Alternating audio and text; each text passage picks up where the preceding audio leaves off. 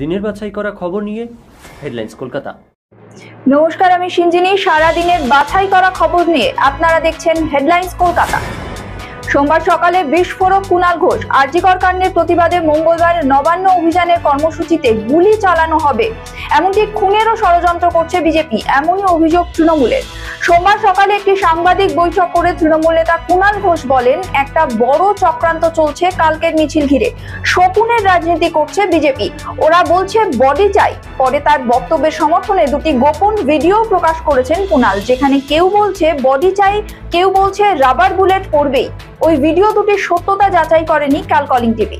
কুণাল আরো বলেন, ছাত্রদের আন্দোলন হলেও ওই মিছিল মূলত নেপথ্য থেকে চালনা করছে বিজেপি, আরএসএস, এমনকি নাম বদলে সিপিএম এর কিছু গোষ্ঠীও থাকবে ওই মিছিলে। পুলিশ মিছিলের অনুমতি দেয়নি, ওই মিছিল বেআইনি বলে জানান কুণাল। নবান্ন অভিযান নিয়ে তৃণমূল গোপন ভিডিও ফাঁস করতেই পশ্চিম মেদিনীপুরের ঘাটালের দুই বিজেপি নেতাকে আটক করল পুলিশ। ধৃতদের নাম বাবলু গঙ্গোপাধ্যায় এবং সৌমেন চট্টোপাধ্যায়। বাবলু ঘাটাল মহকুমার অন্তর্গত ঘাটাল থানার খড়ার পুরসভার 4 নম্বর ওয়ার্ডের একমাত্র বিজেপি কাউন্সিলর।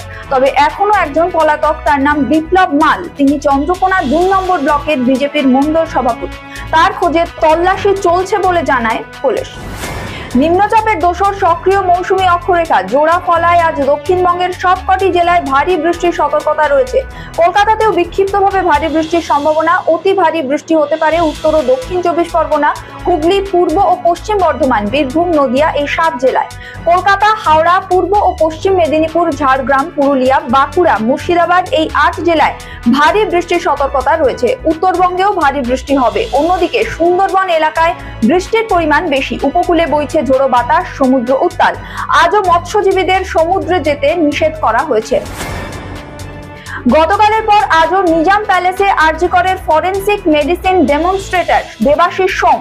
গতকাল দেবাশিস সোমের কেষ্টপুরের বাড়িতে তল্লাশি চালায় সিবিআই। তারপর নথি নিয়ে সস্ত্রীক নিজাম প্যালেসেও যান দেবাশিস। গতকাল আরজি করে মরদেহ নিয়ে দালাল চক্রের মারাত্মক অভিযোগ করেছেন আরজি করের ফরেনসিক বিভাগের প্রাক্তন হেড ক্লার্ক। ময়না তদন্ত থেকে দেহ বাড়ি পৌঁছে দেওয়া পুরোটাই চলতো প্যাকেজ সিস্টেমে। দেহ প্রতি ঠিক করা ছিল অন্তত 10,000 টাকার প্যাকেজ। দেহ ময়না তদন্তের পর স্টিচ করতেও দিতে হতো মোটা টাকা। টাকা না দিলে মৃতের আত্মীয়দের বলা হতো স্টিচ করে নিতে।